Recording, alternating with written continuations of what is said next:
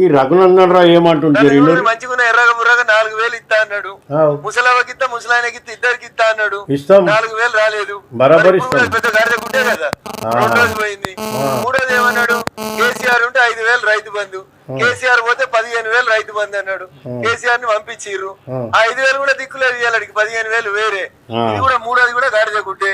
ఈయన ఉప ఎన్నికలు దుబ్బాకల ఎలక్షన్లు ఏమన్నాడు? నన్ను గెలిపిరి నరేంద్ర మోదీకి చెప్పి ఇదే దుబ్బాకల 53 మంది పోరగాళ్ళకు కొలువు పెడతాను, 53,000 మందికి నువ్వు కొలువు పెడతా అని చెప్పినావా లేదా?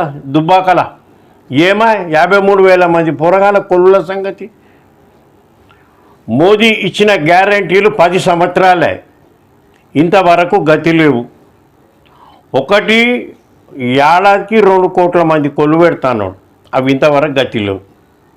పేదోళ్ళు జీరో అకౌంట్ ఇప్పుకోరి కాంగ్రెస్ వాళ్ళ నల్లధనం అంతా బయట ఉంది, తీసుకొచ్చి ఒక్కొక్కరికి 15 లక్షలు వేస్తా అని పేదోళ్ళకు ఆశ చూపెట్టిర్రు. మీరు 10 సంవత్సరాల కింద మోదీ గ్యారంటీ ఏమైంది?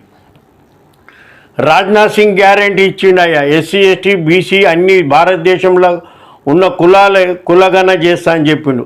10 సంవత్సరాల ఇంతవరకు గతి లేదు. బీజేపీ అధికారంలోకి రాగానే మోదీ ఏమన్నాడు? లలిత్ మోదీని, నీరు మోదీని, విజయ్ మాల్యాని పట్టుకొస్తా అన్నాడు, అవి ఇంతవరకు గతి లేవు. హన్మకొండల రైల్వే కోచ్ ఫ్యాక్టరీ ఇప్పిండు, అది ఇంతవరకు గతి లేవు. ఆయన పెట్టిన శంకుస్థాపన కాడ కుక్కలు పందులు అంటున్నావు, పోయి జర చూసుకోరు, ఆ పని కూడా షురు కాలే. ఇక మళ్ళీ మొన్నొచ్చి చెప్పిపోయారు పసుపు బోర్డు పెడతామని. ఆ బోర్డు ఆఫీస్ ఇంతవరకు ఆడు ఉంది, ఎంత బడ్జెట్ పడ్డది అది ఎవరికి తెలియాలి. ఆ ఆఫీస్ నా ఢిల్లీలో లేదు, నా తెలంగాణలో లేదు. ఆ పసుపు బోర్డు నోడుతో చెప్పంగానే అందరు దుంకులాడుతున్నారు. ఏది పసుపు బోర్డు ఆఫీస్ ఆడుంది, దాని అడ్రస్ అయితే చెప్పురిచారా? మోదీ గ్యారంటీలు అన్నీ సున్నా పెట్టుకొని ఎవరు మందిని అంటున్నాను. అవును రఘునందన్ రావు, నీ మోదీ గ్యారంటీలు ఈ 9 గ్యారంటీల సంగతి ఏంది చెప్పు జరను. పేదోళ్ళకు అరచేతిలో వైకుంఠం చూపెట్టి అకౌంట్ ఇప్పుకొర్రి పైసలు వేస్తాం, అవ్వేస్తాం, ఇవ్వేస్తాం, కొలువులు పెడతాం. నువ్వు అన్నావు కదా ఉప ఎన్నికల మోదీ చెప్పి ఫ్యాక్టరీలు తెచ్చి పెడతావు కదా దుబ్బాకల.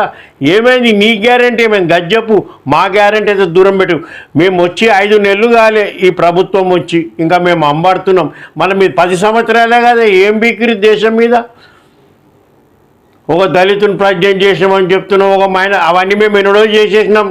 నారాయణని చేసినాము, సికులాయనని చేసినాము, మళ్ళా తర్వాత ఫఖరుద్దీన్ అలీ అహ్మద్ని చేసినాం ప్రెసిడెంట్.